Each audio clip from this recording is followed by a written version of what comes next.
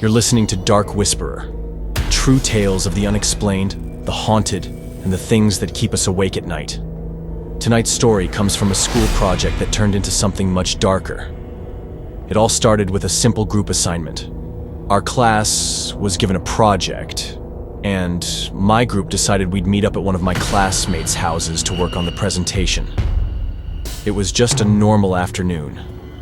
Laughter, snacks, a bit of procrastination, the usual when students get together. We arrived at his house and everything seemed ordinary at first. Cozy, familiar. As we stepped inside, I was the last one to enter.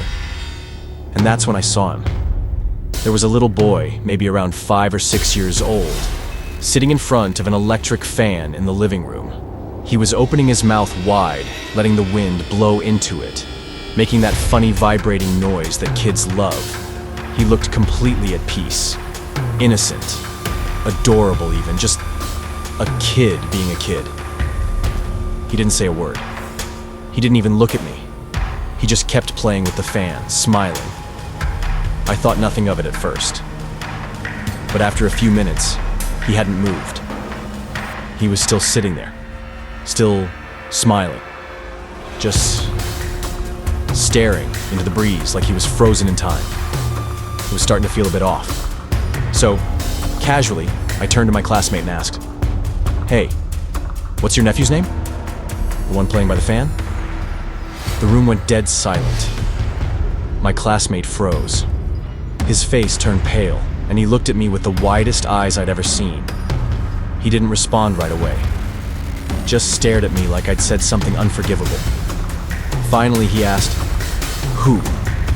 I pointed. "That boy, right there." Everyone turned to look, but suddenly, they all started panicking. My classmates stepped back. Some of them looked around in confusion. One of the girls gasped. "There's no one there," someone said. "No one's there," another repeated. I felt a cold chill run down my spine. My heart started racing. I looked again, but the boy was still there, right in front of the fan, smiling. And then, as if he knew what was happening, he turned his head slowly toward me. His eyes locked onto mine, and he smiled wider. I didn't know what to do. My instincts kicked in, and I ran outside. I didn't wait. I didn't care if I looked crazy. I just needed to get out of that house. Later that night, I told myself it had to be a hallucination. Maybe I was tired. Maybe it was stress from the project. Or maybe my mind was playing tricks on me. That's what I convinced myself. Until the next day. At school, I ran into my classmate again.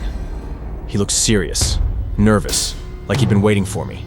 He said, "That boy you saw, he is my nephew. His name is Nathan." Then he paused. "But he died a month ago." Some things don't stay buried, and sometimes they come back to play, one last time. And that concludes tonight's tale, where the shadows linger and the whispers never fade. You've been listening to Dark Whisperer. If you enjoyed the story, don't forget to like and subscribe for more nightmares delivered straight to your ears. Until next time, keep your lights on.